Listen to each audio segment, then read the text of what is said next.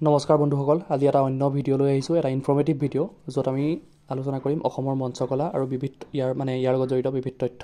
Okay, চ' আমি just ইনফৰ্মেশ্যনবিলাক অলপ পঢ়ি যাম, আমাৰ কাৰণে কেতিয়াবা ইম্পৰ্টেণ্ট হ'ব পাৰে এইবিলাক বস্তু। অ'কে, আমি গম পাওঁৱেই অসমত সুচিন্তিত মঞ্চৰ জন্মদাতা শংকৰদেৱ, গম পাওঁৱেই চবেই।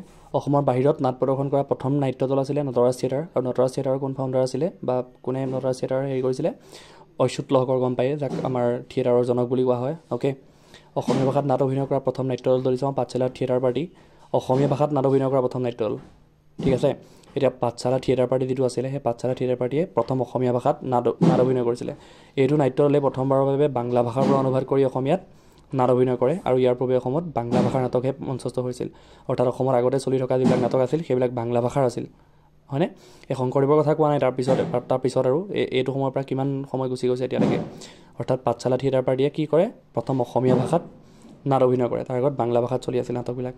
প্ৰথম অসমীয়া নাট বা ভাওনা যদি চাওঁ, সেইটো আমি গম পাওঁৱেই, চিহ্নযাত্ৰাৰ কথা। 1468 চনত শংকৰদেৱে নিৰ্বাক নাট চিহ্নযাত্ৰাৰ অভিনয় পাতি অসমত প্ৰথম ভাওনা বা অংকীয়া নাট অভিনয়ৰ শুভাৰম্ভ কৰে। চিহ্নযাত্ৰাৰ কথা গম পায়ে, 19 বছৰ বয়সত যেতিয়া চিহ্নযাত্ৰা হেৰি কৰিছিলে, আমাৰ সপ্ত বৈকুণ্ঠ আঁকি শংকৰদেৱে নামঘৰত কি কৰিছিলে? চিহ্নযাত্ৰাৰ পাতনি মেলিছিলে, প্ৰথম অসমীয়া নাট। অ'কে, ভ্ৰাম্যমান থিয়েটাৰ 3খন মঞ্চ ব্যৱহাৰ কৰা প্ৰথম নাট্য দল যদি চাওঁ, মঞ্চ আমি এতিয়া থিয়েটাৰ চালে কি কৰোঁ? বেলেগ বেলেগ ষ্টেজ থাকেনে?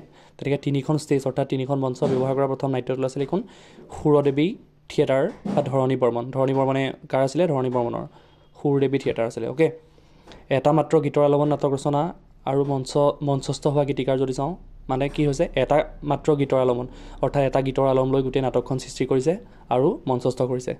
আৰু তেনেকুৱা সেই গীতিকাৰজন কোন আছিলে? ডক্টৰ ভূপেন হাজৰিকা। আৰু গীতটো আছিলে কি? শৈশৱতে ধেমালিতে। নাট ৰচনা কৰিছে কোনে? সেৱাব্ৰত বৰুৱাই। ঠিক আছে, এইটো মনত ৰাখিব, ভূপেন হাজৰিকা।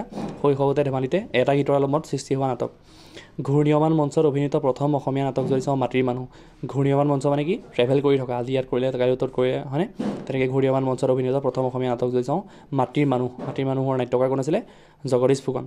1946 চনত এইখন নাটক কলকাতাত প্ৰথমবাৰৰ কাৰণে মঞ্চস্থ কৰা হয়। ঠিক আছে, প্ৰথম ভ্ৰাম্যমান থিয়েটাৰ নটৰাজ থিয়েটাৰ, গম পালোঁৱেই আমি, অচ্যুত লহকৰৰ 1963-64 চনত আছিলে প্ৰথমতে আৰম্ভ হৈছিলে।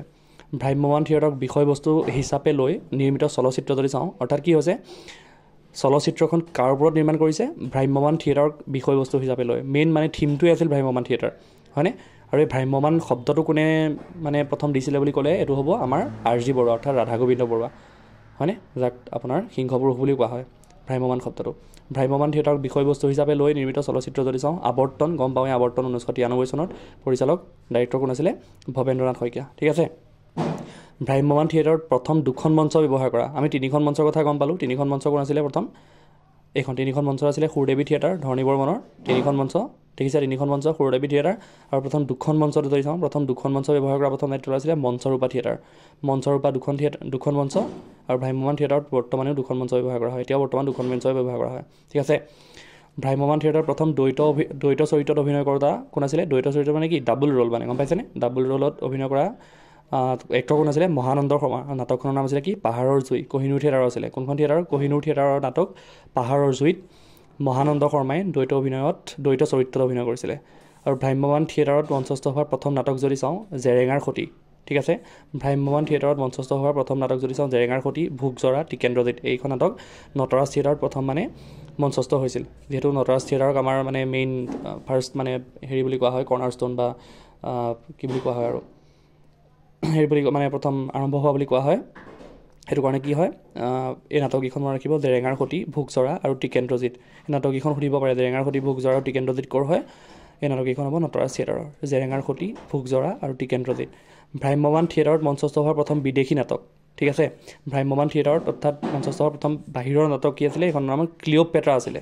ক্লিঅ'পেট্ৰা নাট্যৰূপ কোনে দিছিলে? পদ্ম বৰকটকী। কোহিনুৰ থিয়েটাৰৰ পদ্ম বৰকটকীয়ে নাট্যৰূপ দিছিলে। ঠিক আছে, ভ্ৰাম্যমান থিয়েটাৰৰ নাটকৰ প্ৰথম গীতৰ কেছেট যদি চাওঁ, হিটছ অফ আবাহন আছিলে। হিটছ অফ আবাহন প্ৰথম গীতৰ কেছেট, আবাহন থিয়েটাৰ আছিলে। ভ্ৰাম্যমান থিয়েটাৰৰ মঞ্চত একেলগে চিনেমা আৰু অভিনয়ৰ সংযোজন যদি চাওঁ, নটৰাজ চিনে থিয়েটাৰ। এই প্ৰথমখিনি বেছি ইম্পৰ্টেণ্ট হয়, এইখিনি চাই যাব তথাপিও। এইটো ভ্ৰাম্যমান থিয়েটাৰৰ নাটকৰ প্ৰথম গীতৰ কেছেটটো চাব, hits of Abahan, Abahan theatre আছিলে। Hits of Abahan, Abahan theatre.